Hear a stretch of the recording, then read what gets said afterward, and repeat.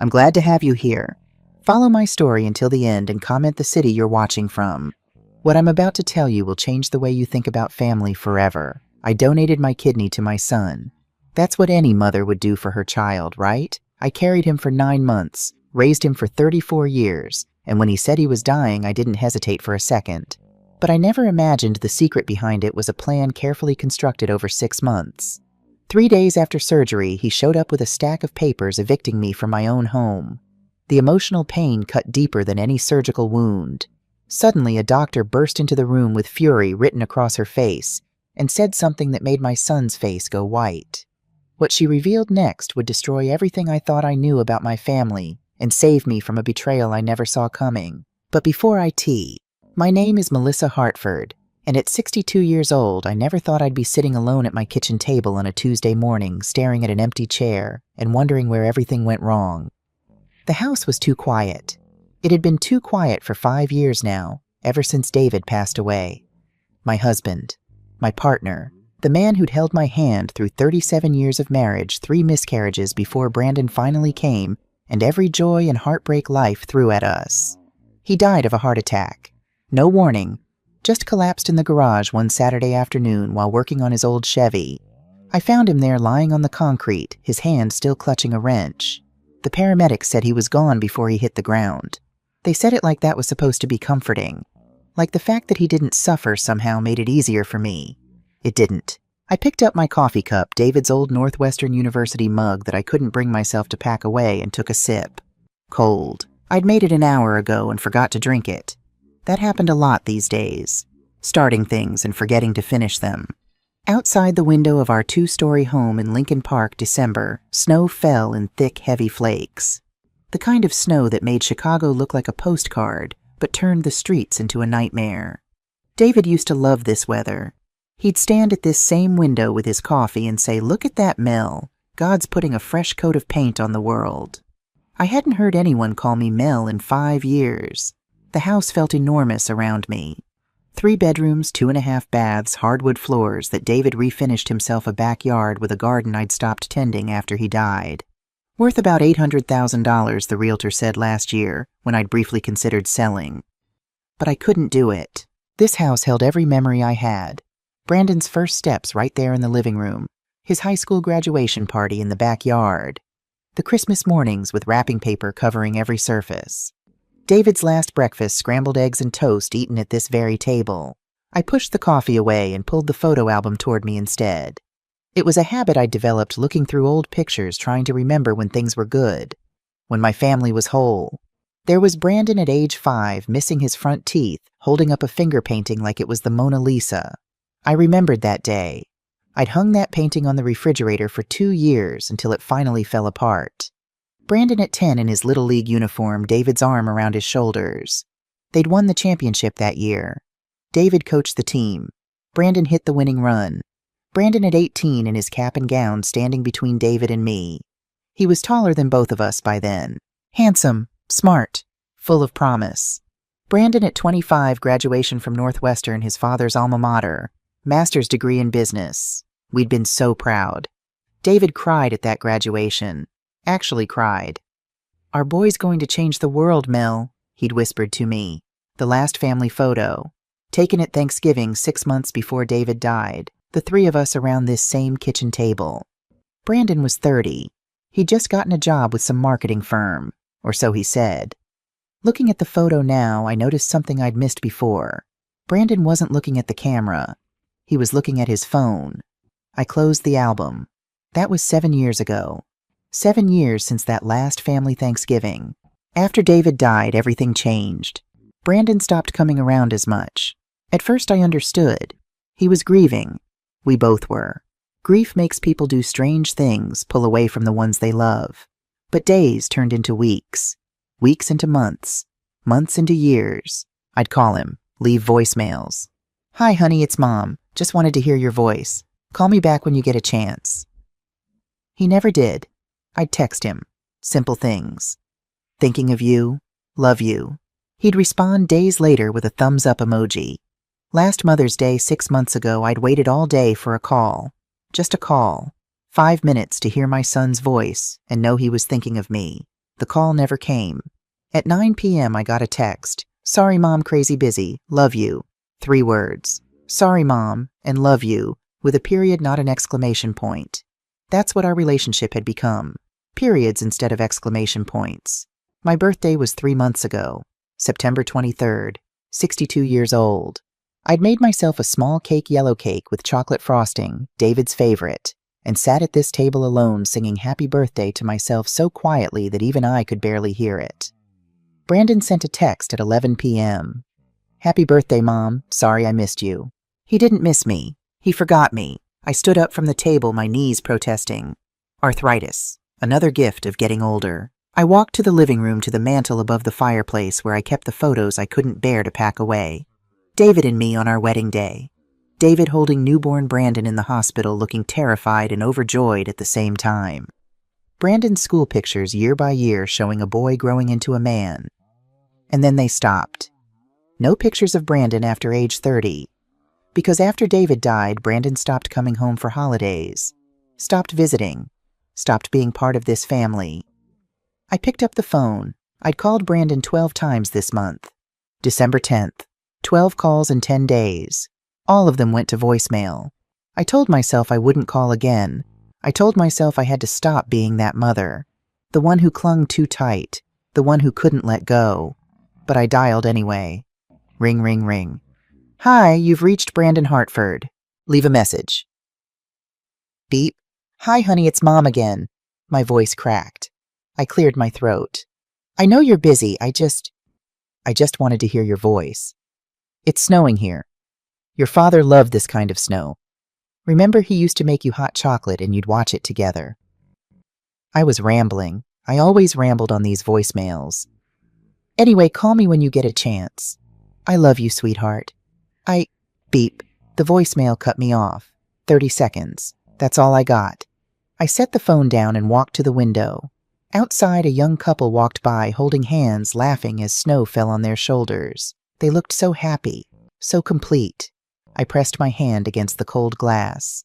"David," I whispered to the empty room. "I've lost him. I've lost our boy, and I don't know how to get him back." The house didn't answer. It never did. I made myself dinner that night, chicken soup from a can eaten standing at the stove because I couldn't face sitting at that empty table again. I took my blood pressure medication, washed my face, put on my nightgown, one of David's old t-shirts that still smelled like him if I buried my face in it and imagined hard enough. I lay in bed in the same spot I'd slept in for 37 years and stared at the ceiling.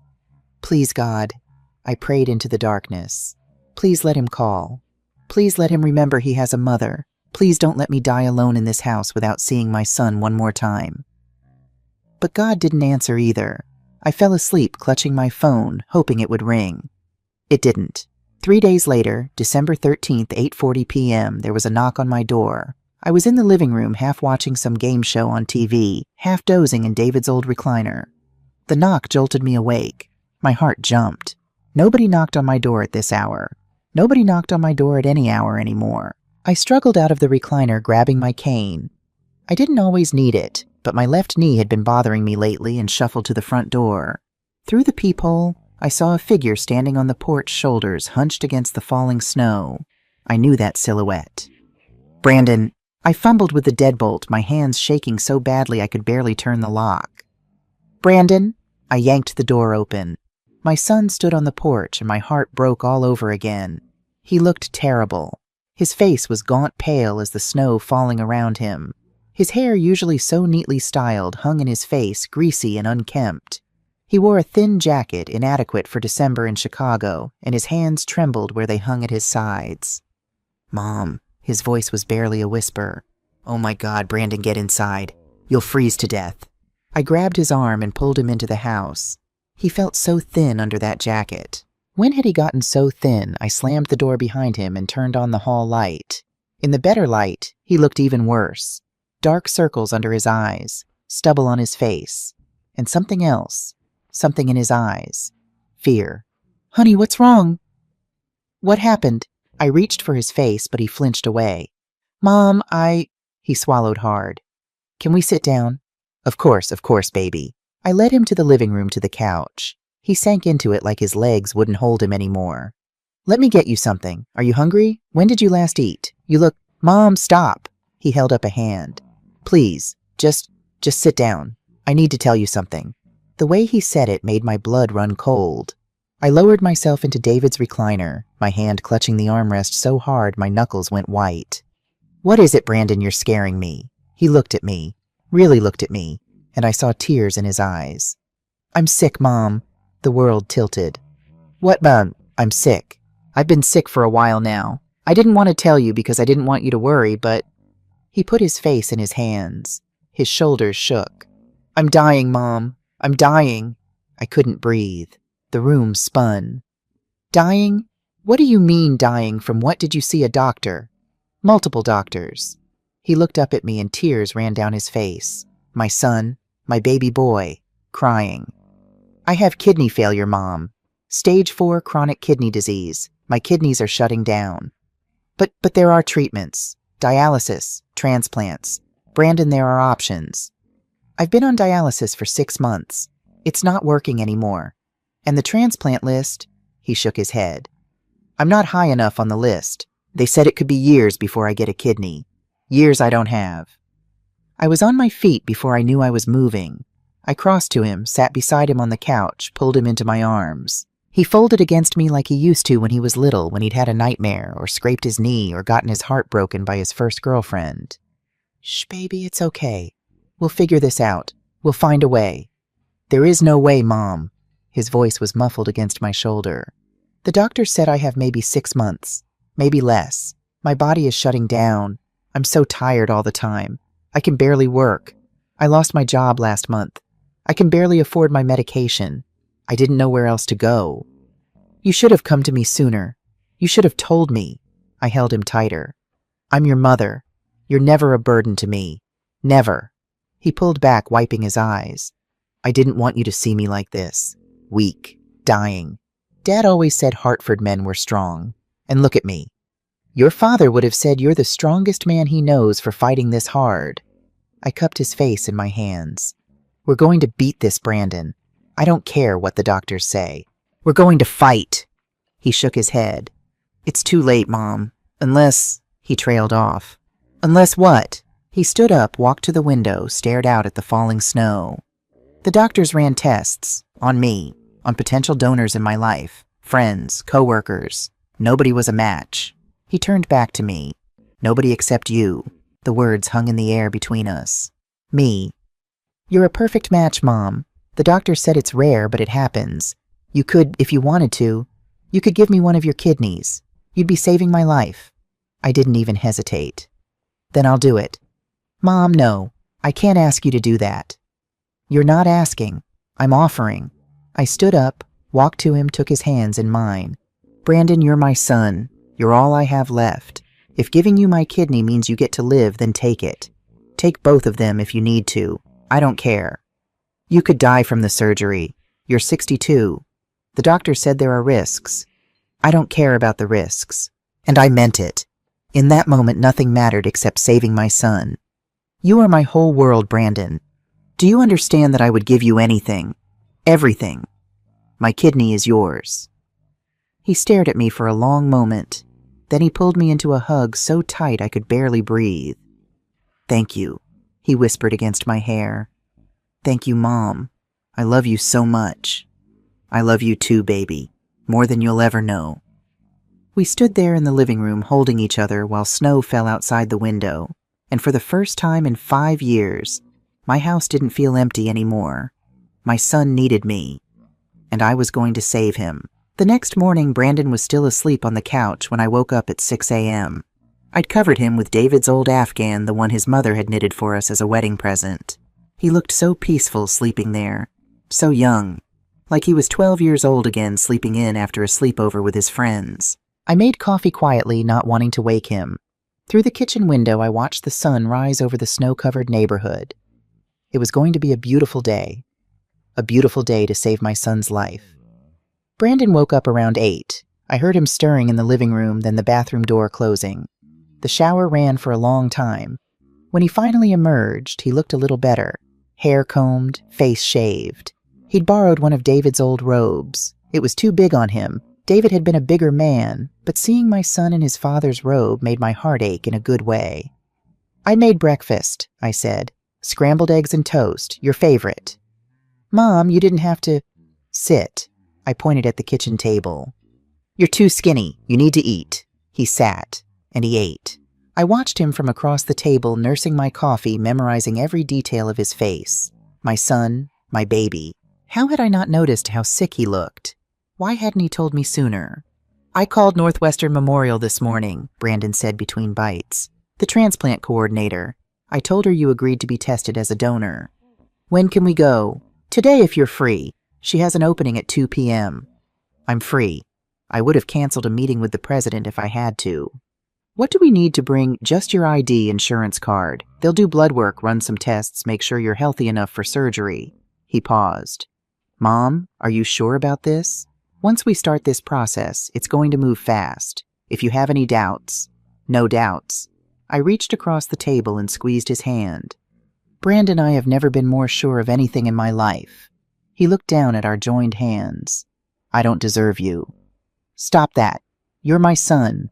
You deserve everything good in this world."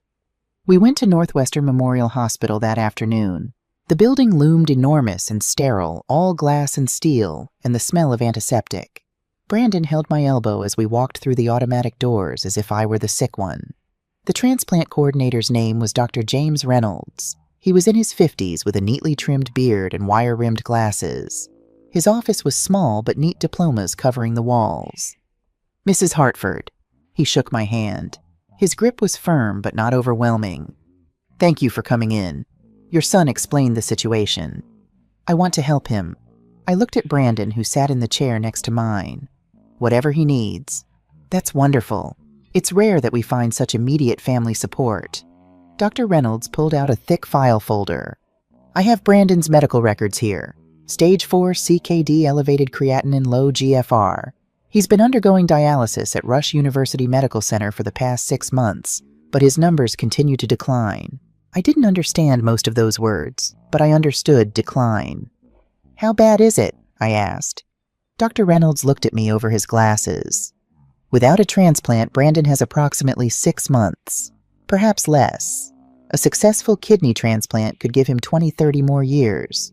A normal life. 30 more years with my son.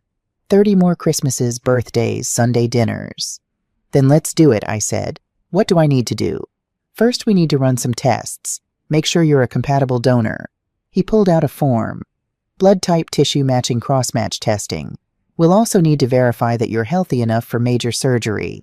You'll need chest x-rays, EKG, complete blood panel, kidney function tests." "How long does all that take?" "Usually a few weeks. But given Brandon's condition, we can fast-track this. If everything looks good, we could have you both in surgery within the month." "Within the month?" "My son could be saved within the month." "Let's do it." Dr. Reynolds smiled. "Excellent. Let me get the paperwork." He left the office. Brandon and I sat in silence for a moment. "You sure, Mom?" he asked quietly. "Stop asking me that." "Yes, I'm sure." "It's major surgery. You'll have a scar, recovery time, pain." "Brandon, I gave birth to you. I think I can handle a little surgery." He laughed. A real laugh. The first one I'd heard from him in years. Dr. Reynolds returned with a stack of papers. "Mrs. Hartford, I need you to review and sign these consent forms. They explain the risks of kidney donation, the surgical procedure, recovery expectations, and so on. Take your time reading through everything." He set the papers in front of me. There must have been 30 pages. "Mom," Brandon said, "why don't I go get us some coffee from the cafeteria? Give you time to read through everything." "That's a good idea," Dr. Reynolds said. "The cafeteria is on the 2nd floor. And Mrs. Hartford, if you have any questions, I'll be right outside." They both left. I was alone in the office with the stack of papers. I started reading, or trying to read. The words blurred together. Medical terminology I didn't understand. Risks, complications, mortality rates. Each form seemed more complicated than the last. My head started to ache. I flipped through the pages. So many pages. Consent forms, release forms, insurance authorization, living donor evaluation, nephrectomy risks, Post-operative care instructions. I reached a page that looked different from the others. The header said property transfer authorization and medical power of attorney, combined form. I frowned. That seemed strange. Why would a medical consent form need property transfer information?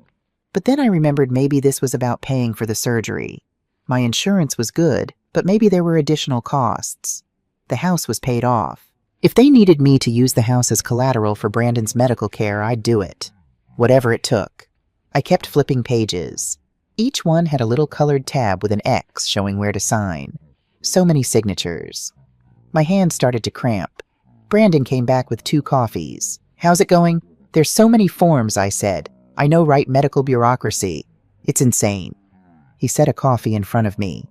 But that's how they protect themselves. Liability and all that. I guess. I took a sip of coffee. It was sweet. Brandon remembered I liked cream and 2 sugars. Dr. Reynolds returned. "How are we doing, Mrs. Hartford?" "Just finishing up." I flipped to the last page, signed my name one final time. Melissa Hartford, dated December 14th. My hand was shaking from signing so much. "Excellent." Dr. Reynolds gathered the papers, placed them back in the folder. "I'll get these processed right away. We should have your test results by the end of the week." "That fast? For you, Mrs. Hartford, will make it fast." He smiled. "Your son is lucky to have a mother like you." I looked at Brando. The tests came back 3 days later. I was sitting in the living room trying to read, but mostly just staring at the same page when my phone rang. "Mrs. Hartford, this is Dr. Reynolds from Northwestern Memorial." My heart stopped. "Yes. I have wonderful news. Your tests came back. You're a perfect match for your son." Perfect match. The words echoed in my head. That's wonderful. More than wonderful. It's rare to have such compatibility even between family members. Your blood type, tissue markers, antibody cross-match, everything aligns perfectly. You're an ideal donor, Mrs. Hartford. When can we do the surgery? How does next week sound? Thursday, December 22nd, just before Christmas. It would be the best gift you could give your son. Christmas. Brandon and I would spend Christmas together. Our first real Christmas in 5 years. Thursday is perfect.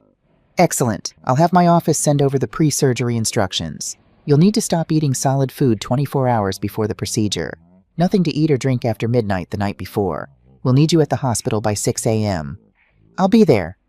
One more thing, Mrs. Hartford. Do you have someone who can drive you home after you're discharged? You'll need assistance for the first few weeks of recovery. I thought about that. Who did I have? David was gone. Brandon would be recovering from his own surgery. I didn't have any close friends left. Most of them had drifted away after David died, uncomfortable with my grief. My son can help me, I said. Actually, your son will be recovering as well. It would be better if you had someone else, a friend or relative. I'll figure it out. I would. Somehow. We hung up. I sat there for a moment, phone in my hand, heart pounding. December 22nd. 8 days away. In 8 days, I would save my son's life. I called Brandon immediately. Honey, Dr. Reynolds just called. We're a perfect match. That's amazing, Mom. He sounded genuinely excited. Happy. When's the surgery? Next Thursday, December 22nd. Silence on the other end. Brandon?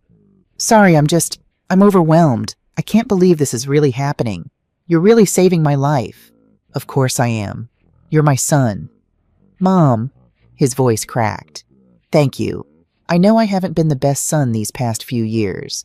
I know I've been distant. But I want you to know, I love you so much. Tears streamed down my face. I love you too, baby. The week passed in a blur of preparations.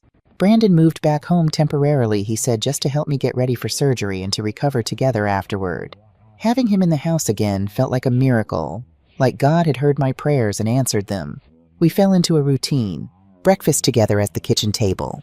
Brandon would make the coffee strong and black for him, cream and 2 sugars for me. We'd watch the morning news together. He'd help me with errands, drive me to my pre-surgery appointments, sit with me in waiting rooms. It felt like having my son back. The real Brandon, not the distant stranger who'd forgotten me for 5 years. The night before the surgery, I made his favorite meal, pot roast with carrots and potatoes, the way David used to make it. The recipe I'd learned from David's mother, passed down through 3 generations of Hartford family dinners. Brandon came down to the kitchen as I was pulling the roast from the oven. "Mom, you didn't have to cook. You're supposed to be resting." "Nonsense. This might be my last home-cooked meal for a while. I'm going to enjoy it." I set the pot on the table. Besides, I wanted to make something special for our last dinner before everything changes. He sat down at the table. His spot? The same spot he'd sat in since he was 5 years old and tall enough to see over the table edge. I served the pot roast same as I'd done 1,000 times before.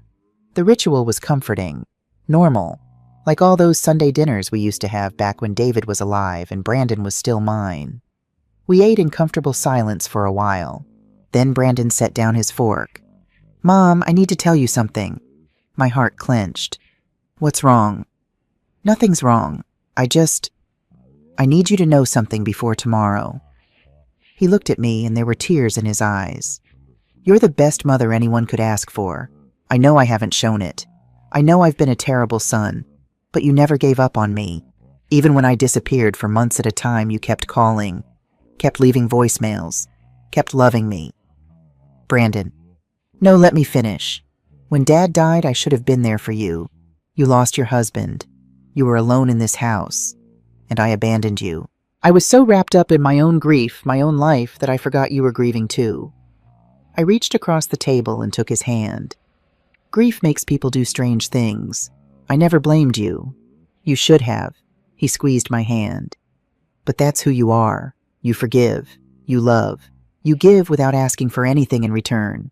Tomorrow you're giving me your kidney. You're giving me your life.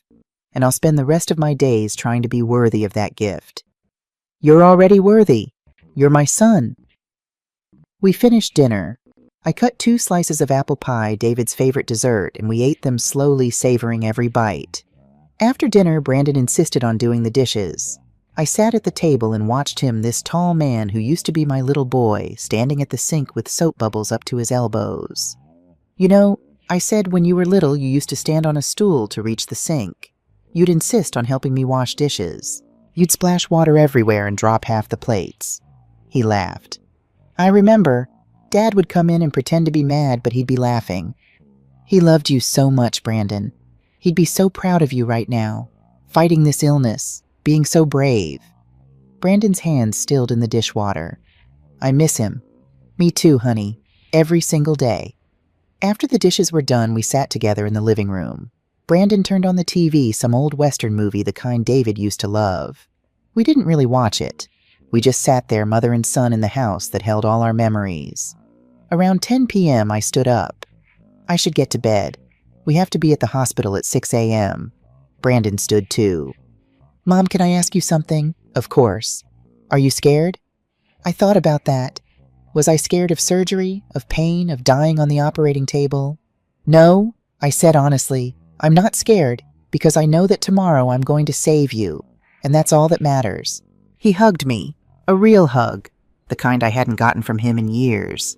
I felt his heart beating against my chest, this heart that I'd listened to on ultrasounds before he was born, this heart that I'd kept beating all those years ago when he'd had pneumonia at age 3 and nearly died.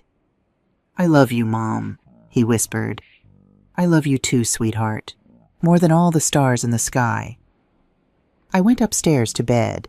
I lay there in the darkness, David's t-shirt soft against my skin, and I prayed. "David," I whispered into the empty room, "if you're up there, watch over us tomorrow. Watch over Brandon. He's all I have left of you. Please, God, let this surgery work. Let him live. I don't care what happens to me. Just let him live." I fell asleep, clutching David's wedding ring, the one I wore on a chain around my neck, right next to my own. I dreamed of Brandon as a little boy running through the backyard, with David chasing him, both of them laughing. In the dream, David looked at me and said, "Take care of our boy Mel. Promise me you'll always take care of him." "I promise," I said. "See?" And I meant it. The alarm went off at 4:30 a.m. I woke up groggy, disoriented. Then I remembered. Today was the day. Brandon was already awake. I heard him moving around downstairs. I got dressed slowly, comfortable clothes like the hospital had instructed. No jewelry, no makeup, no perfume. Just me, Melissa Hartford, about to give part of myself to save my son. Brandon drove us to Northwestern Memorial. The streets were empty at this hour, just streetlights reflecting off the snow. Neither of us spoke. What was there to say? At the hospital, a nurse met us at the entrance with a wheelchair for me. "I can walk," I protested.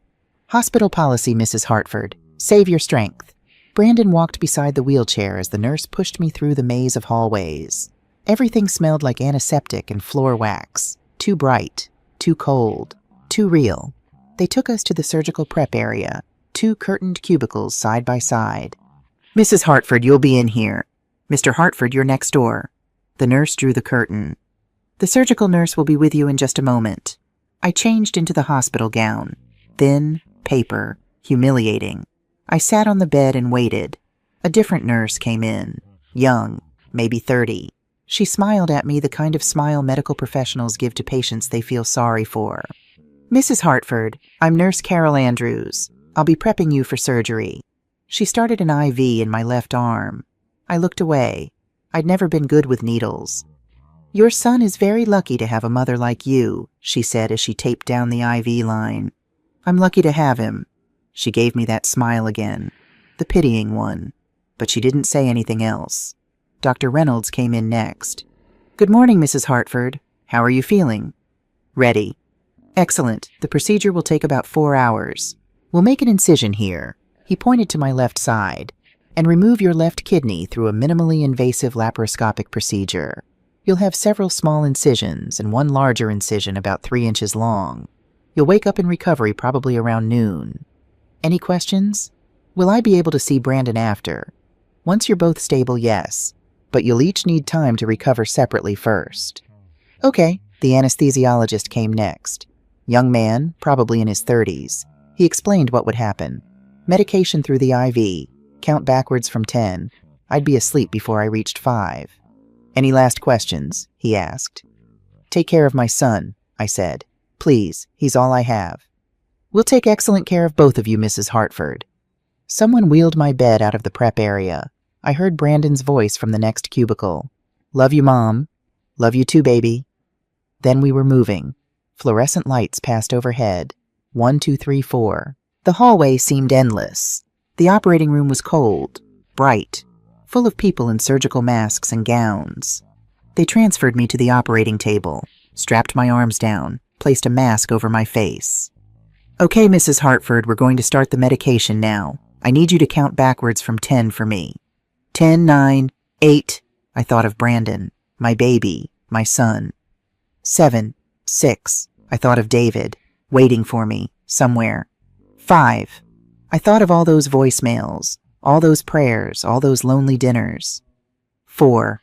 This is worth it. My son will live. Thrun, darkness. I woke up to the sound of machines beeping. For a moment I didn't know where I was. The ceiling above me was white and stained. Fluorescent lights buzzed. Everything smelled sharp and chemical like bleach mixed with metal. It burned my throat. Then the pain hit. It started as a dull ache in my left side, then exploded into fire like someone had pressed a poker directly against my ribs.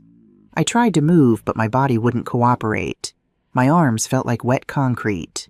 I turned my head slowly. To my right, a machine beeped in steady rhythm. Green lines danced across a black screen. An IV drip hung from a metal pole. To my left, a window.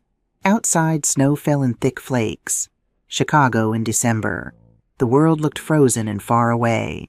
I was in the ICU, Northwestern Memorial Hospital. It came back in pieces. The surgery, the consent forms, the anesthesiologist counting backwards, and Brandon, my son, holding my hand as they wheeled me in. I remembered his face, pale, eyes red, his hand squeezing mine. "You're saving my life, Mom," he'd whispered.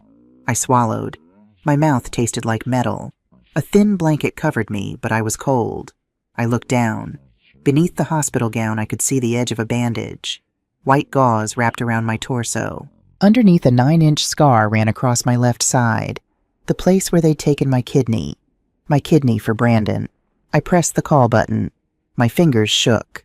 A minute later, the door opened. A woman in blue scrubs walked in. Older, maybe 50, with kind eyes and gray hair pulled back. Her name tag read, Carol Andrews, RN. "Mrs. Hartford," she said softly. "You're awake. How are you feeling?" "Like someone cut me open," I said. My voice came out rough. She smiled, but it didn't reach her eyes. "That's normal. You just came out of surgery yesterday afternoon. The pain will get better." Yesterday, I'd lost time, a whole night. "Where's Brandon?" I asked. "Where's my son?" Something flickered across her face. Just for a second. Then it was gone. "Your son is recovering on another floor, Mrs. Hartford," she said. She checked the IV, adjusted the blanket. She wouldn't look at me. "He's doing fine. Can I see him?" "Not yet. You need to rest." I nodded. That made sense. We'd both just had major surgery. Of course, they'd keep us separate for now. Brandon was okay. That was all that mattered. Nurse Carol checked my vitals, blood pressure, temperature, heart rate. She wrote everything down on a chart. "Is my son really okay?" I asked again. She paused. For just a moment, her hand stilled on the clipboard. Then she continued writing. "Yes, Mrs. Hartford, your son is fine." But something in her voice made me cold. She left. I lay there staring at the ceiling, trying to ignore the pain in my side. Brandon was okay. The surgery worked. He was going to live. So why did I feel like something was wrong? Let's continue. The first day after surgery blurred into the second.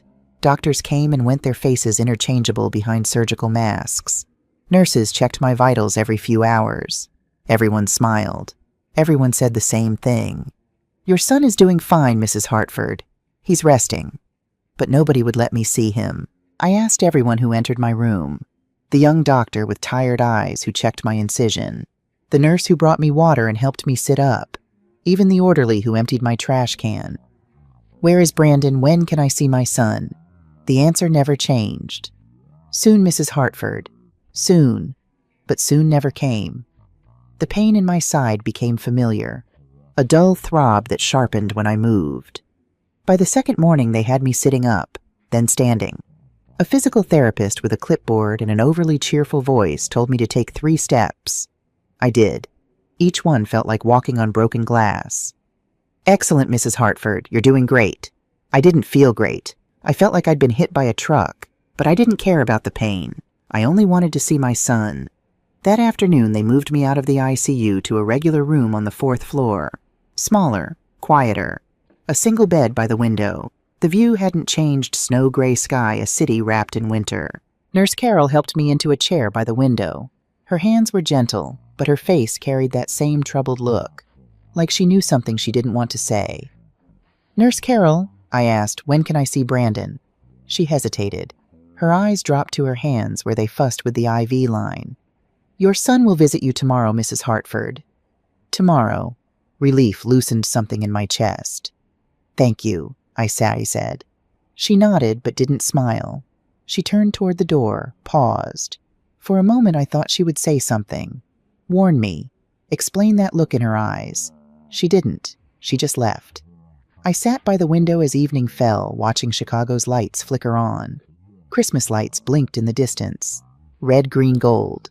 The world was preparing for the holidays. Families gathering, children laughing. Love and warmth and togetherness. Tomorrow I would see my son. Tomorrow I would hold him and tell him I loved him. Tell him it was all worth it. I smiled for the first time since waking up. Tomorrow. I had no idea tomorrow would destroy everything. December 25th. Christmas Day. I woke to pale sunlight streaming through the hospital window. Christmas morning. My first Christmas without David, but my first real Christmas with Brandon in 5 years. Sort of. We were both in hospital beds recovering from surgery that would give him 30 more years of life. Best Christmas present I could ask for. The nurses brought breakfast scrambled eggs that tasted like cardboard toast orange juice. I couldn't eat. My stomach was tied in knots. Not from pain, from anticipation. Today I would see Brandon. I sat in the chair by the window, hands folded in my lap. I'd practiced what I would say, how I would tell him the pain didn't matter, that I would do it again in a heartbeat, because that's what mothers do. The clock on the wall ticked past 10, then 11, then noon. Finally, just after 12:30, there was a knock on my door. My heart leaped. "Come in." The door opened. Brandon walked in. For a second, one beautiful, perfect second, my heart lifted. I tried to stand reaching for him. Brandon, but then I saw. He wasn't wearing a hospital gown. He was wearing a crisp black suit. Tailored, expensive. His hair was styled with gel. His shoes were polished to a shine. He looked like he was heading to a business meeting. And there was no bandage, no sign of surgery, no IV pole, no weakness in his movements. He walked into my hospital room like a man who'd never been sick a day in his life. "Where's your bandage?" The words came out before I could stop them. "Brandon, where's your incision?" He didn't answer, just stood in the doorway, hands in the pockets of that expensive suit, and looked at me with eyes that were completely empty. Then I saw them. 2 people stepped into the room behind him. A woman in a dark suit, late 30s, carrying a black leather briefcase. Professional. Cold. Her hair pulled back so tight it looked painful. And a younger woman with blonde hair extensions and fake eyelashes scrolling on her phone like she was bored. She wore a tight dress designer I could tell even from across the room, and heels so high I didn't know how she walked in them. "Brandon," I said slowly, my voice shaking. "Who are these people?" The woman in the suit stepped forward. Her smile was professional, sharp, the kind of smile that never reached the eyes. "Mrs. Hartford, my name is Claire Montgomery. I'm your son's attorney." Attorney. The word hit me like a slap. "Attorney?" I repeated. Why does Brandon need an attorney?" Claire reached into her briefcase and pulled out a large manila envelope. She placed it on the tray table beside my bed. The envelope was thick, official-looking. "This is an eviction notice, Mrs. Hartford." The room tilted. "What? You signed ownership of your home at 428 Lincoln Park over to your son before the surgery," Claire said calmly, like she was reading a grocery list. "The property now belongs to him. This notice informs you that you have 30 days to vacate the premises." I couldn't breathe. The words didn't make sense. They were English, but they might as well have been a foreign language. "No," I whispered. "Those were medical consent forms. For the surgery. I didn't sign anything about my house." "Read the fine print, Mom," Brandon said. His voice, cold, flat, like he was talking to a stranger, not his mother, not the woman who'd just given him her kidney. I looked at him, really looked at him, at his face that showed no emotion, at his body that showed no sign of surgery. "Brandon, what's happening? I don't understand." He tilted his head slightly, like I was an interesting puzzle he was trying to figure out. "You're being moved to Sunrise Senior Living," he said. "It's a care facility on the north side. I've already paid for 6 months. They have a room ready for you." A care facility. A nursing home. He was putting me in a nursing home. "But, I just gave you my kidney," I said. My voice sounded small, childlike. "I saved your life." "About that." Brandon pulled out his phone, tapped the screen a few times, then held it up so I could see. "This is my medical record from Rush University Medical Center. See no dialysis appointments, no kidney disease, no treatments." I stared at the screen, saw my son's name, saw patient status healthy in bold letters. "I don't understand," I whispered. The blonde woman, the one who'd been ignoring us to stare at her phone, finally looked up. She examined her fingernails' cherry-red acrylics that looked like claws. "Oh my God, Brandon, can we go? This is taking forever. We have that party at Jade's tonight." "In a minute, Amber." Brandon put his phone away. He looked at me again. "Mom, do you want to know the truth?" "Please," I was begging, actually begging. "Please tell me what's happening." I was never sick. The words hung in the air. I heard them. My brain processed them. But they didn't make sense. I was never sick. He spoke slowly like I was stupid.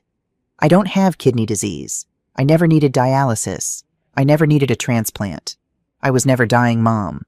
The room spun. I gripped the armrests of the chair so hard my knuckles went white.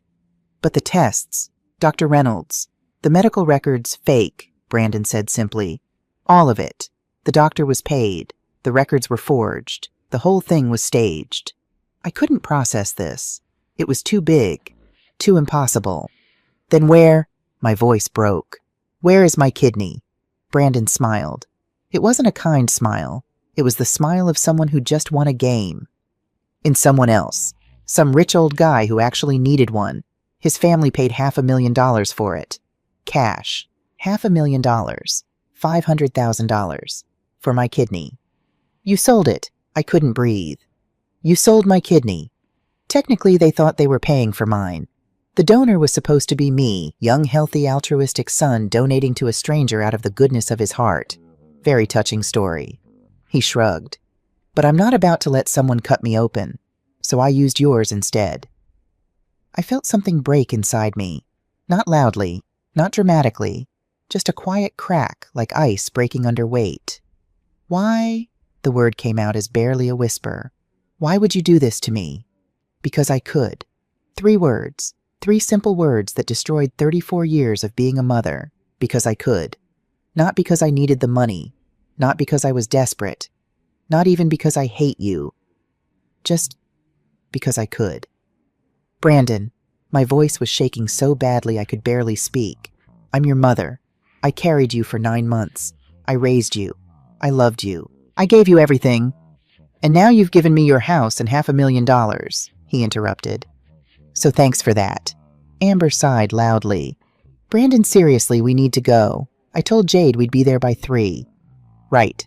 Brandon adjusted his cufflinks. Actual cufflinks gold and probably expensive.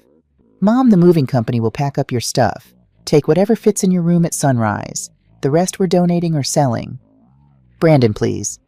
Oh, and one more thing. He pulled an envelope from his inside jacket pocket. This is the final mortgage statement. Just so you know, the house is paid off. $800,000 free and clear. Should sell pretty quickly in Lincoln Park. He tossed the envelope on my lap like it was trash. Claire cleared her throat. Mrs. Hartford, I suggest you review the documents. If you have any questions, you can reach me at this number. She placed a business card on top of the envelope. But I should inform you that everything was done legally. You signed the property transfer authorization forms. It's all binding. I couldn't speak, couldn't think, couldn't do anything but sit there and watch my son, my baby, my Brandon destroy me. He turned to leave. Amber was already halfway out the door back to scrolling on her phone. Wait, I said. My voice was so small. Brandon, wait. Please. He paused, didn't turn around, just stood there with his back to me. Was any of it real? I asked. These past 2 weeks, you coming home, the dinners, the talks, telling me you loved me. Was any of it real? He looked back over his shoulder. Does it matter? Then he was gone. Claire snapped her briefcase shut and followed him out. I sat alone in that hospital room staring at the door they'd just walked through, at the manila envelope on my lap, at the business card with Claire Montgomery's name embossed in gold. My hands were shaking so badly I couldn't open the envelope, so I just sat there, holding it, while outside the window Chicago celebrated Christmas, families together, love, joy, peace, and I had nothing. Nothing but a scar on my side and a hole where my son used to be. I don't know how long I sat there. Minutes, hours. Time had stopped meaning anything. The envelope sat on my lap, unopened. I couldn't make my hands work. Couldn't make any part of me work. Brandon had never been sick. I'd given him my kidney for nothing. No, not for nothing. For $500,000 that I would never see. For my house that I would never live in again. For a son who looked at me and said, because I could. The door burst open. I didn't look up.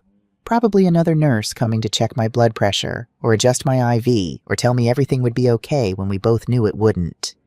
Mrs. Hartford. The voice was sharp, angry, female. I looked up. A woman stood in the doorway. She was wearing a white coat over blue scrubs, her dark hair pulled back in a tight bun. She was maybe in her late 40s with sharp features and eyes that blazed with fury.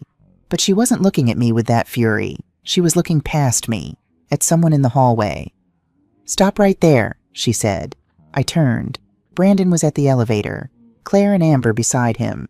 He'd pressed the button, waiting to leave, to walk away from what he'd just done. The woman in the white coat strode past my room. I struggled to my feet, ignoring the screaming pain in my side, and followed her to the doorway. Excuse me, Brandon said. Who are you? I'm Dr. Sarah Bennett.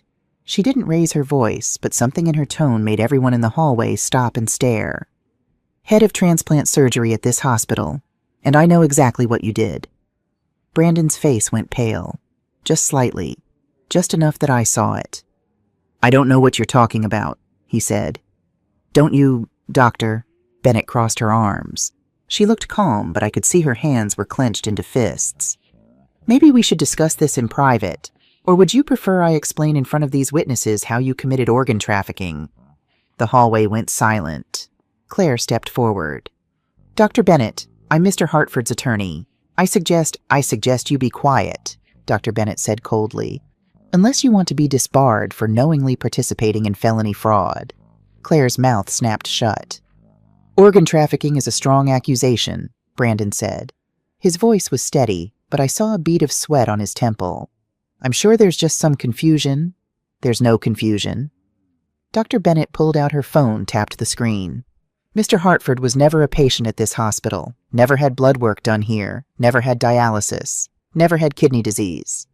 She showed him the screen. I have your complete medical history from your actual physician.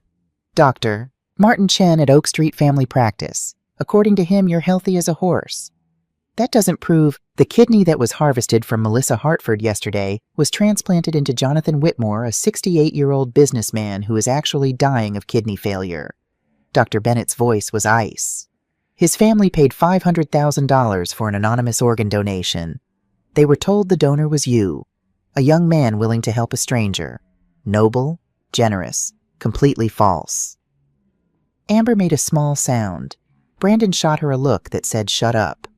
You can't prove any of that, Brandon said. Can't I? Dr. Bennett scrolled on her phone. I have emails between you and someone calling themselves MedMatch. I have wire transfer records showing $500,000 deposited into your account 2 days ago. I have text messages between you and Amber Lee discussing how to get the old lady to sign everything. Shall I continue? The color drained from Brandon's face completely now. How did you... You're Dr. James Reynolds. Dr. Bennett smiled, but there was no warmth in it. He was arrested this morning. Turns out he's been running these schemes for years. When the FBI picked him up, he gave up everything, including you. FBI. The word echoed down the hallway. Now, Dr. Bennett said, I called the Chicago Police Department before I came up here. They should be arriving any of the elevator dinged. The doors opened. 2 police officers stepped out. 1 woman, 1 man, both in uniform, both looking directly at Brandon. Brandon Hartford, the female officer said. Brandon didn't answer. He was frozen, staring at the officers like they were a firing squad. Mr. Hartford, the male officer said, I'm Officer Davis. This is Officer Martinez. We need you to come with us. On what charges? Claire said. Her voice was shaky now. Fraud, elder abuse, conspiracy to commit illegal organ trafficking, falsification of medical documents.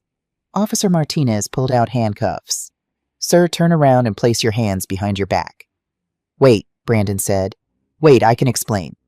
You have the right to remain silent, Officer Davis began. Mom. Brandon suddenly looked at me, actually looked at me. Mom, tell them I'm your son. Tell them you wanted to help me.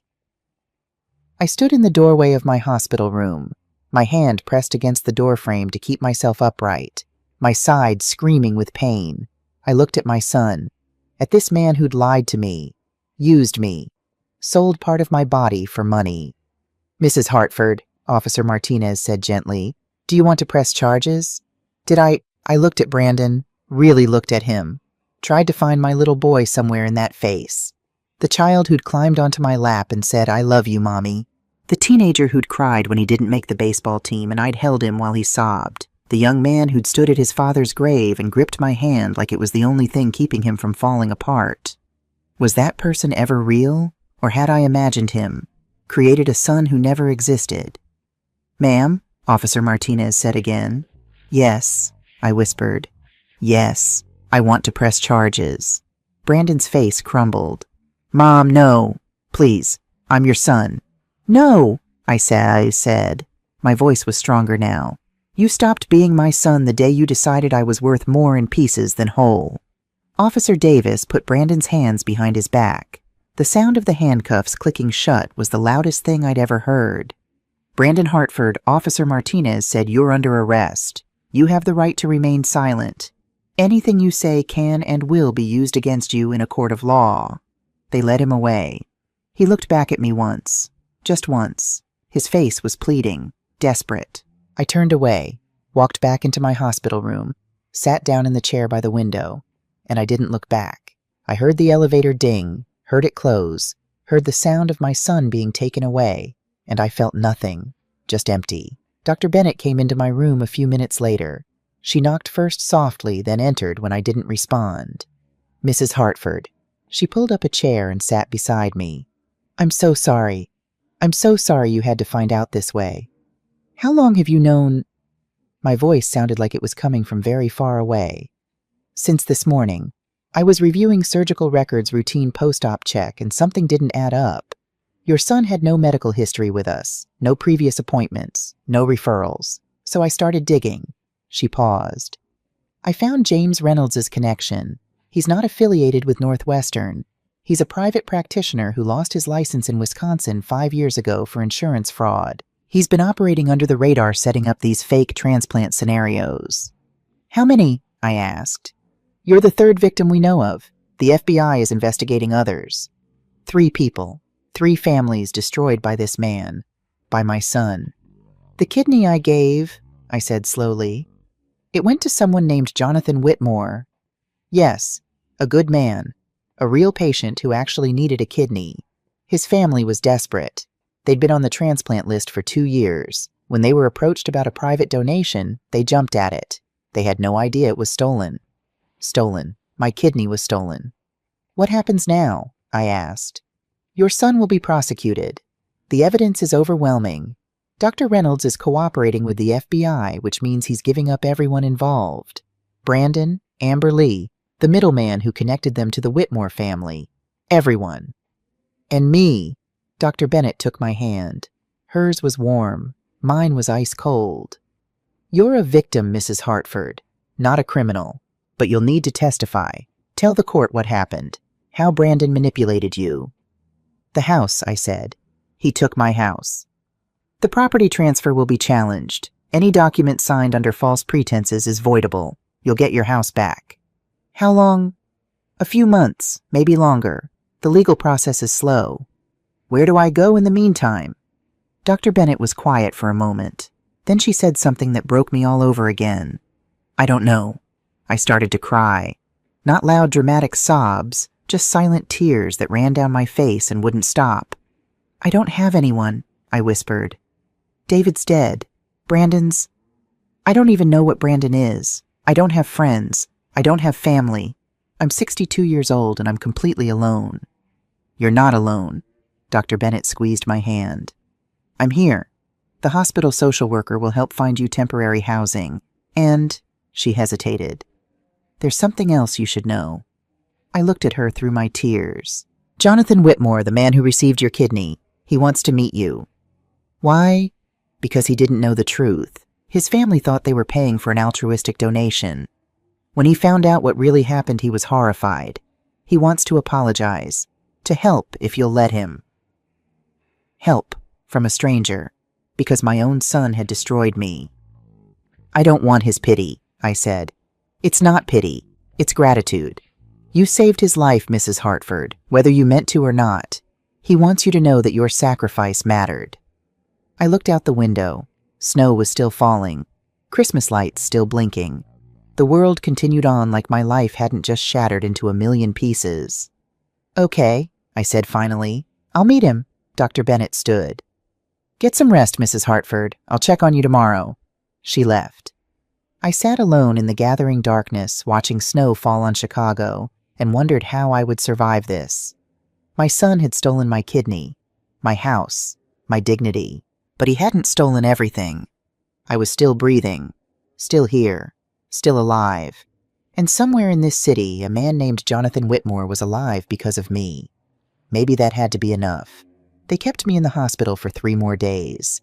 Dr. Bennett said it was normal recovery time for kidney donation, but I think she was also worried about discharging me to nowhere. On the 2nd day, Detective Raymond Cooper came to take my statement. He was in his early 50s with gray hair and kind eyes that had seen too much. Mrs. Hartford, I need you to walk me through everything, from the beginning. So I did. I told him about Brandon showing up that snowy night, about the fake medical records, about signing papers I didn't fully read because I trusted my son, about waking up from surgery and not being able to see him. Detective Cooper took notes. Lots of notes.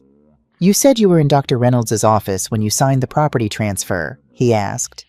Yes. He left me alone with a stack of papers. Brandon went to get coffee. I was by myself trying to read through all this medical terminology, and then there was this one form that looked different, but I thought it was for insurance or collateral or something. Did Brandon tell you it was for insurance? I thought about that. No, he didn't explain it at all. He just said to sign where the X's were. And you didn't read it carefully. No, I felt ashamed. Stupid. I trusted him. He was my son. Detective Cooper's face softened. Mrs. Hartford, you're not the first person to be defrauded by family, and you won't be the last. This is not your fault, but it felt like my fault, for being too trusting, too desperate for my son's love, too willing to believe he cared about me. What else can you tell me about Brandon's girlfriend, Amber Lee? Cooper asked. I only met her that one time, in the hospital. She seemed young, focused on her phone. She kept saying they had to leave, that they had a party to go to. Did Brandon ever mention her before? No, I didn't even know he had a girlfriend. Cooper made another note. We believe Amber was instrumental in planning this fraud. We've subpoenaed her phone records, her bank accounts, her social media. She's been living a very expensive lifestyle lately. Designer clothes, luxury vacations, expensive restaurants. All funded by your kidney, Mrs. Hartford. My kidney had bought some girls' designer purses. My pain had paid for her parties. There's something else you should know, Cooper said. Brandon has significant gambling debts. He owes $300,000 to a man named Victor Lang, an illegal bookmaker. Lang has been pressuring Brandon for months, threatening him. So that was why. Not because Brandon was evil necessarily, because he was desperate and weak and chose the easy way out. He chose to use me. Does that make it better or worse? I asked. That he had a reason? It doesn't make it right, Cooper said. Having a reason doesn't excuse what he did. On the third day, a woman from the hospital social services came to see me. Her name was Patricia. She was middle-aged, efficient, wearing a cardigan with cat pins on it. Mrs. Hartford, we need to discuss your discharge plan. Where will you be staying when you leave the hospital? I don't know. She consulted her tablet. Your home is currently tied up in legal proceedings. Do you have family friends? Anyone who can take you in temporarily? No. I see. More tapping on the tablet. There are some transitional housing options. Senior living facilities that accept short-term residents. Or we have a program that partners with extended stay hotels. Mrs. Hartford, we both turned. A man stood in the doorway. Tall, thin, distinguished-looking, maybe late 60s. He wore an expensive suit and leaned slightly on a wooden cane. Yes, I said. My name is Walter Griffin. I work for Jonathan Whitmore. May I come in? Patricia stood. Mrs. Hartford, I'll leave my information with the nurses' station. Please call me when you've made a decision about housing. She left. Walter came in, moving slowly, carefully, like every step required thought. Mr. Whitmore would very much like to meet you, he said, if you're willing. Now, if you're feeling up to it. He's downstairs. He was discharged 2 days ago, but came back specifically to see you. I looked down at myself. Hospital gown, messy hair, no makeup, a scar hidden under bandages. I'm not exactly presentable, he said. You're perfect, Walter said gently. Mr. Whitmore doesn't care about that. He just wants to thank you. So I said yes. Walter went to get him. I sat in the chair by the window and waited. 5 minutes later, there was a knock. Mrs. Hartford, may I come in? Yes. The door opened. Jonathan Whitmore walked in, and I understood immediately why his family had been so desperate to save him. He had kind eyes. Not just kind. Warm. Genuine. The kind of eyes that smiled even when his mouth didn't. He was tall, well-dressed, moving slowly like someone who'd just been through major surgery. But his color was good. His posture straight. He looked like a man who'd been given a second chance at life. Because of my kidney. Mrs. Hartford. He stopped a respectful distance away. Thank you for seeing me. I know this must be incredibly difficult. Mr. Whitmore. Please call me Jonathan. He gestured to the chair. May I sit? Of course. He lowered himself carefully into the chair. Walter stood by the door, silent, watchful. I don't know where to begin, Jonathan said. I've been practicing what to say for 2 days and nothing seems adequate. You don't have to say anything. Yes, I do. He looked at me directly. Mrs. Hartford Melissa, if I may, I thought I was receiving a kidney from your son, a young man who wanted to help a stranger. My family paid for what we believed was an altruistic donation. We had no idea the truth. I know. When Dr. Bennett told me what really happened, he shook his head. I was horrified, sickened. I wanted to refuse the kidney return it somehow, but of course that's not how it works. You were dying, I said. You needed it. That doesn't make it right. His voice was firm. You were lied to, manipulated, abused by your own son, and now I'm alive because of your pain. We sat in silence for a moment. Are you angry at me? He asked quietly. Was I angry at him? At this man who'd done nothing wrong, who'd believed he was receiving a gift, not stolen property? No, I said. I'm not angry at you. Then what are you feeling? What was I feeling? Empty, broken, lost, confused, betrayed. I don't know, I admitted. Jonathan nodded slowly. I understand, or I'm trying to. I can't imagine what you're going through. He paused. But I want you to know something. You saved my life. Whether you intended to or not, whether you knew me or not, you saved my life. I have 3 grandchildren who still have their grandfather because of you. I have years ahead of me because of you. That's not nothing, Melissa. That matters. Tears spilled down my cheeks. I didn't do it for you, I whispered. I did it for him, for Brandon, and he never needed it. It was all a lie. But I needed it. Jonathan's voice was gentle. And now I'm here. I'm alive. That's not a lie. That's real. He reached into his jacket pocket and pulled out an envelope. I know you're going through legal battles to recover your home. I know you have nowhere to go when you're discharged. So I'm making you an offer, and I want you to know there are no strings attached. No expectations. Just gratitude. He held out the envelope. I took it with shaking hands. Opened it, and inside was a single piece of paper, an address, a phone number. My home is very large, Jonathan said. Too large for 1 man and 3 children who visit on weekends. I have a guest suite on the 1st floor, private entrance, full amenities. It's yours for as long as you need it. I stared at the paper. I can't accept this. Why not? Because it's charity. Because I don't know you. Because you think you don't deserve help. Jonathan's voice was kind but firm. Melissa, you just had major surgery. You've lost your home. Your son betrayed you in the worst possible way. You need time to heal. Time to figure out your next steps. Let me give you that time. I can't pay you rent. I'm not asking you to. I'm asking you to accept a gift from someone whose life you saved, whether you meant to or not. I looked at the address, 2840 Lakeshore Drive. Think about it, Jonathan said. He stood slowly, using the chair arm for support. The offer stands. When you're ready to be discharged, call that number. Walter will come get you. No pressure, no expectations. Just a place to rest while you recover.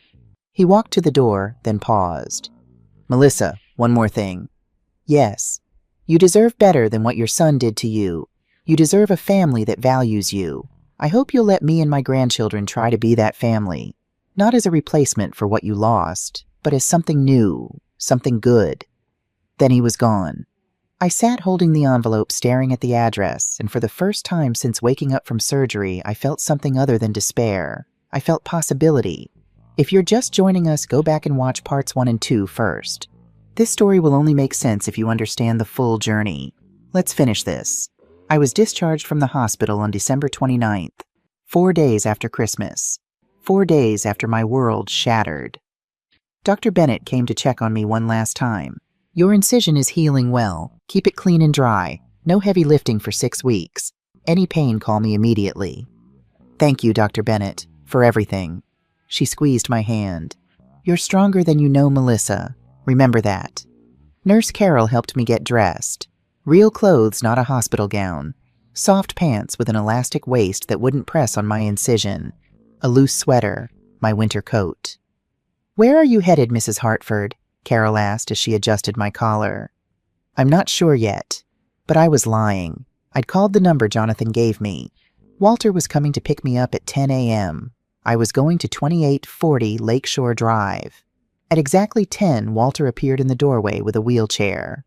"Hospital policy," he said with a small smile, "even though you can walk just fine." He wheeled me down to the main entrance. A black car waited at the curb. Not a limousine, nothing flashy, just a nice sedan. Walter helped me into the back seat, careful not to jostle my side. "Comfortable?" he asked. "Yes, thank you." We drove through Chicago. The city looked different now. Same snow-covered streets, same buildings, same Christmas decorations coming down from storefronts. But I was seeing it with new eyes. The eyes of someone who'd lost everything and was starting over. We turned onto Lakeshore Drive. The frozen expanse of Lake Michigan stretched to our right, gray and endless. Walter pulled up to a 3-story brick house with white columns and a semicircular driveway. "We're here," he said. The house was beautiful. Not a mansion, but substantial. Elegant. The kind of home that spoke of old money and good taste. Snow covered the front lawn and lights glowed warm in the windows. Walter came around to help me out of the car. Each movement sent a spike of pain through my side, but I gritted my teeth and didn't complain. The front door opened before we reached it. Jonathan stood there wearing casual clothes slacks and a sweater. He looked better than he had in the hospital. Color in his face. Strength in his posture. "Melissa, welcome home." Home! The word made my throat tight. "Thank you for having me," I managed to say. "Come in, you must be exhausted." The inside of the house was even more beautiful than the outside. Hardwood floors, crown molding, a staircase with a polished banister. But it didn't feel cold or showy. It felt lived in. Comfortable. Family photos on the walls. Children's artwork on the refrigerator visible through the kitchen doorway. "Your suite is this way," Jonathan said, leading me down a hallway off the main entrance.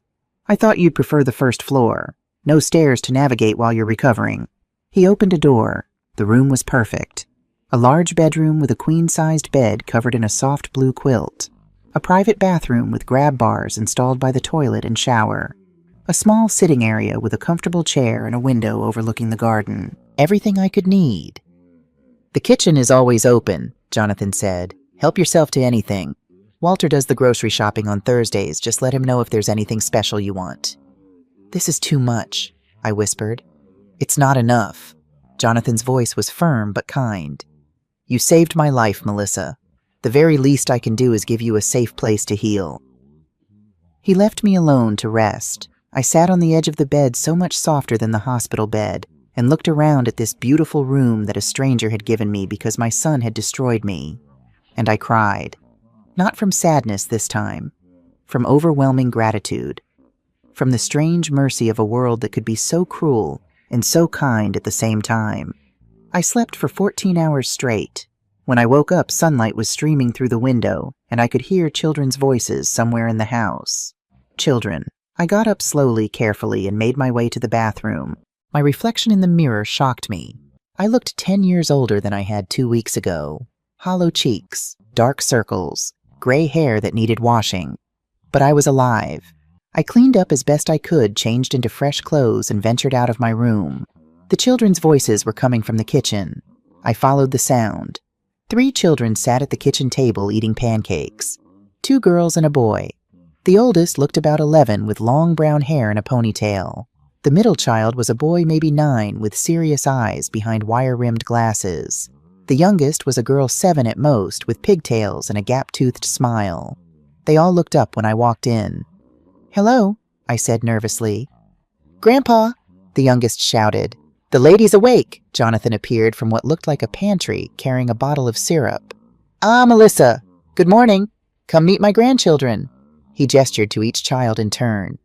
"This is Emma, Noah, and Sophie." "Hello," Emma said politely. Noah gave a small wave. Sophie bounced in her chair. "Are you the lady who gave Grandpa his kidney?" "Sophie," Emma hissed. "It's okay," I said. I moved to the table slowly. "Yes, I'm that lady." Sophie's eyes went wide. "Does it hurt when they take it out?" "Sophie, don't be rude," Noah said.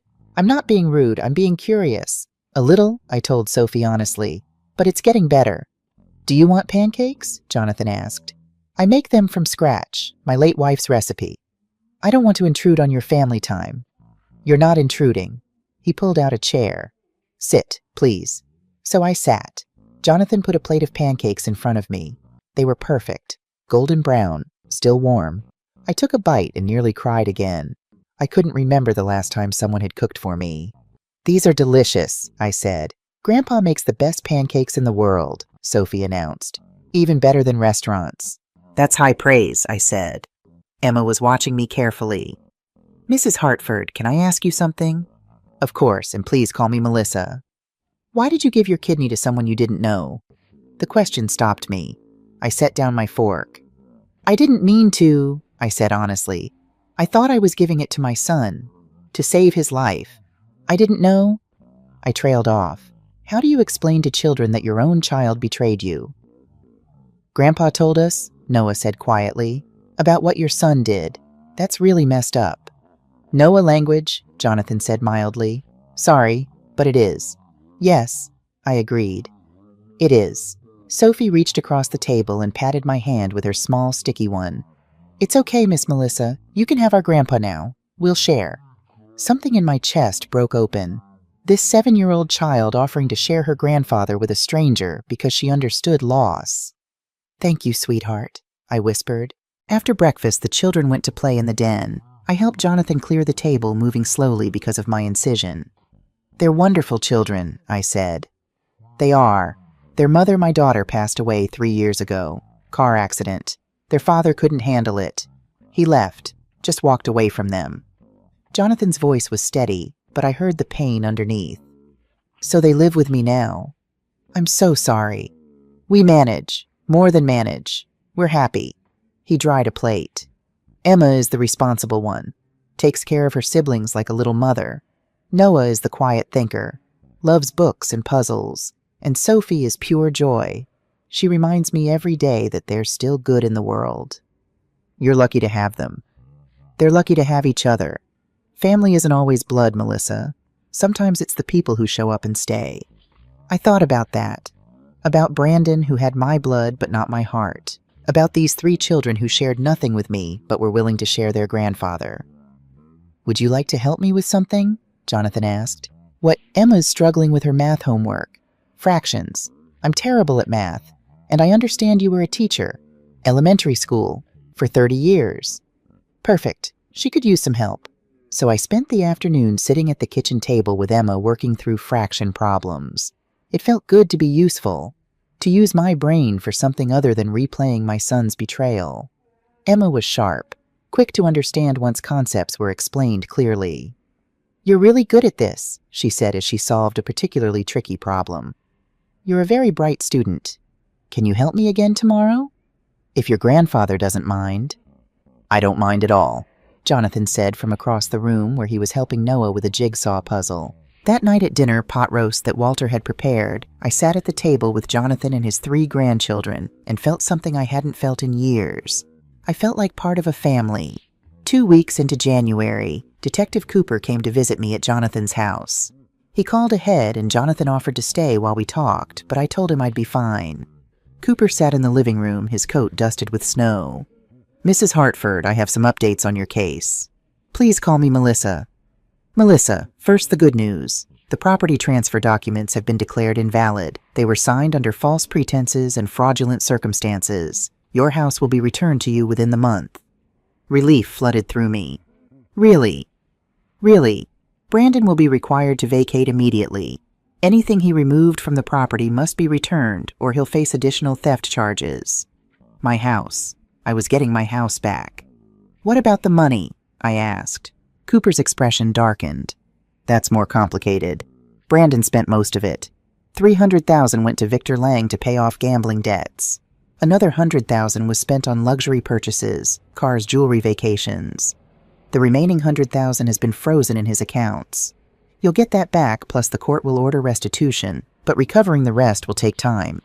Victor Lang is facing separate charges and claims he didn't know the money was illegal. It'll be tied up in legal battles for months, maybe years. So I won't see most of it. Probably not. I'm sorry. I nodded. I'd expected as much. What about Brandon? He's being held without bail. The prosecutor is building a case. Multiple charges, elder abuse fraud conspiracy to commit organ trafficking, falsification of documents. With Dr. Reynolds cooperating and the evidence we have, it's a strong case. When's the trial? Preliminary hearing is next month. Full trial probably won't start until March or April. You'll need to testify. The thought of seeing Brandon again, of sitting in a courtroom and telling strangers what he'd done, made me feel sick. I'll testify, I said. There's something else. Cooper pulled out his phone, showed me a photo. Do you know this man? I looked at the picture. Middle-aged, heavy-set, wearing expensive clothes. Cold eyes. No. Who is he? Victor Lang, the bookie Brandon owed money to. We've been investigating him for months. Turns out he's connected to several other cases like yours. He finds desperate people who owe him money, and suggests ways to pay him back. Usually illegal ways. Organ trafficking, identity theft, insurance fraud. He suggested this to Brandon. We think so. We found emails between them discussing alternative payment methods. Brandon's lawyer will probably try to claim he was coerced, that Lang threatened him. But here's the thing, Brandon didn't have to go after you. He had other options. He could have declared bankruptcy. Could have gone to the police. He chose to use you instead. Chose. That word again. Amber Lee, Cooper continued, has agreed to cooperate in exchange for a reduced sentence. She's confirming that Brandon planned this for months, that he deliberately reconnected with you, gained your trust, and manipulated you into signing those papers. How long will he go to prison? If convicted on all charges, 10 to 15 years minimum, possibly more. 10 to 15 years. Brandon would be almost 50 when he got out. How do you feel about that? Cooper asked gently. I don't know, I admitted. He's still my son. Part of me wants him to be punished. Part of me just wants him to get help. To understand what he did was wrong. Those things aren't mutually exclusive. After Cooper left, I sat in Jonathan's living room for a long time watching snow fall outside the window. Emma came in carrying a book. Miss Melissa, are you okay? Yes, sweetheart. Just thinking. About your son. How did you know? She sat next to me on the couch. Grandpa said a policeman came. I figured it was about him. You're very observant. My mom used to say that. Emma was quiet for a moment. Do you miss him? Your son. I miss who I thought he was. Does that make sense? I think so. I miss my mom, but sometimes I'm mad at my dad for leaving. Can you miss someone and be mad at them at the same time? Yes, I said. You absolutely can. She leaned against me, carefully mindful of my healing incision. I put my arm around her. I'm glad you're here, Miss Melissa, she said. Me too, sweetheart. Me too. March came cold and gray. The trial date arrived March 15th. Jonathan offered to come with me. So did Walter, but I went alone. This was something I needed to face by myself. The Cook County Courthouse was massive, imposing. I walked through the metal detectors, took the elevator to the 4th floor, and found courtroom 4B. The gallery was already filling up. I saw Detective Cooper, Dr. Bennett, Nurse Carol, people I barely knew who'd come to support me. And there at the defense table was Brandon. He looked different, thinner, paler. His hair was longer, unkempt. He wore an orange jumpsuit and handcuffs. When I walked in, he looked up. Our eyes met. I felt nothing. No anger, no love, nothing. It was like looking at a stranger. The prosecutor was a woman in her 40s named Karen Preston. Sharp suit, sharper eyes. She'd met with me twice to prepare my testimony. Remember, she'd told me, just tell the truth. Don't embellish. Don't minimize. Just tell the jury exactly what happened. The judge entered. Everyone stood. The State of Illinois versus Brandon Michael Hartford. Please be seated. The trial moved faster than I expected. Preston laid out the case methodically. Email evidence, bank records, text messages between Brandon and Amber, medical records both fake and real. Dr. Reynolds testified via video from prison. He explained how Brandon had contacted him, offered him $50,000 to create fake medical records and pose as a hospital doctor. Did you have any hesitation? Preston asked. Yes, but I needed the money. I'd lost my medical license. This was the only way I could make a living. Did Mr. Hartford tell you his mother didn't know the truth? He said she didn't need to know, that it would be easier if she thought she was saving his life. Amber Lee testified next. She wore a modest dress, no makeup, looked nothing like the girl in designer clothes scrolling on her phone. Whose idea was the kidney scheme? Preston asked. Brandon's. He'd been researching it for months. He found Victor Lang's connection to illegal organ brokers on the dark web. And what was your role? I helped him plan, rehearsed what he'd say to his mother, made sure he looked sick. She paused. I knew it was wrong, but Brandon said we'd be set for life, that his mother had a house worth almost $1 million, that she was old and wouldn't live much longer anyway. Wouldn't live much longer anyway. Like I was already dead. Already disposable. The courtroom murmured. The judge banged his gavel. Then it was my turn. The prosecution calls Melissa Hartford. I walked to the witness stand on legs that shook, placed my hand on the Bible, swore to tell the truth. Preston approached. Mrs. Hartford, can you tell the jury about your relationship with your son before December of last year? So I did. I told them about the 5 years of silence, the unreturned phone calls, the forgotten birthdays and holidays, the loneliness. When Brandon showed up at your door on December 13th, what did he tell you? That he was dying, that he had kidney failure, that I was his only hope. Did you believe him? Yes, he's my son. I had no reason not to believe him. What did you do? I agreed to donate my kidney, immediately, without hesitation. Preston showed me the consent forms. Did you understand you were signing over your house? No, I thought they were medical forms. Brandon told me to sign where the X's were. I trusted him. Why? The question hung in the air. Because he's my son, I said simply. Because I loved him. Because I thought he loved me. Brandon's lawyer, a public defender named Maxwell Reed, cross-examined me. Mrs. Hartford, you say you didn't read the documents carefully. Isn't it true that you were simply careless? I trusted my son. But you're an educated woman, a former teacher. You could have read more carefully. I trusted my son, I repeated. If you can't trust your own child, who can you trust? Reed tried to paint me as a negligent mother, suggested that Brandon's distance was my fault, that I'd driven him away with neediness. Isn't it true that you called your son excessively, left multiple voicemails? I called because I missed him, because I was alone, because he's my son and I loved him. Loved him enough to smother him, Preston objected. The judge sustained, but the damage was done. Reed was planting seeds of doubt, making it seem like I deserved what Brandon did.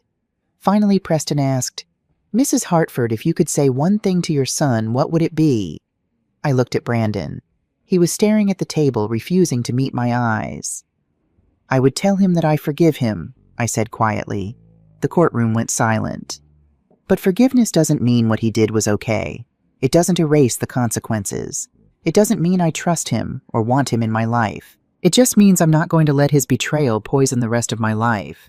I'm choosing to move forward, to heal, to find joy again, without him. I stepped down from the witness stand. Brandon finally looked up. Tears ran down his face. Mom, he said. Mom, please. Quiet, the judge said. But I'd already turned away, walked back to my seat, didn't look back.